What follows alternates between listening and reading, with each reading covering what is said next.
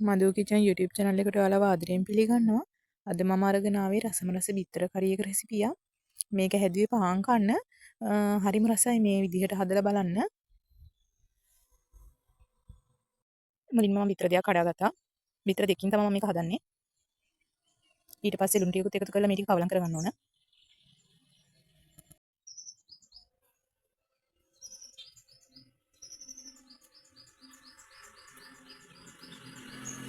සාමාන්‍යයෙන් බිත්තරයක් අපි බදිනා වගේ තමයි ඉතින් බෙද ගන්න ඕන. ඊට පස්සේ ඒක කෑලි 4කට කපා ගත්තා. ඊට පස්සේ ඇටලියක් ලිපේ තියලා තෙල් ටිකක් දාලා ඉවර වෙලා මිරිස් කුඩු ටිකක් තෙලට දාලා බෙදගත්තා.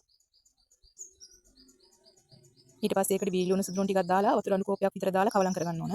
ඊට පස්සේ 3-5 මේස හැන්දකුවේ කහකුඩු මේස හැන්දි කාලකුවේ ලුණු රස අණු එකතු කරලා ඉවරලා ඒ ටිකත් කවලම් කරලා ගම් මිරිස් කුඩු ටිකකුත් එකතු කරගන්න ඕන. අවසානයේ කරපිංච කොට ටිකකුත් දාලා ඉවරලා මේක හොඳට කවලම් කරගන්න ඕන. ඊට පස්සේ අපි කපාගත්ත බිත්තර කෑලි ටිකත් මේකට එකතු කරගන්න ඕන. ඊට පස්සේ හොද ටිකක් පැහැෙනකොට ලිපෙන් බා ගන්න ඕන. හරිම ඉක්මනින් හදන්න පුළුවන් ඒ වගේම හරිම රසයි. තව මේකට තක්කාලි වගේ දානවා නම් ඒත් රසයි. මම නම් තක්කාලි දැම්මේ නෑ. පාන් කන්න වගේ මේ බිත්තර කරියක හරිම රසයි.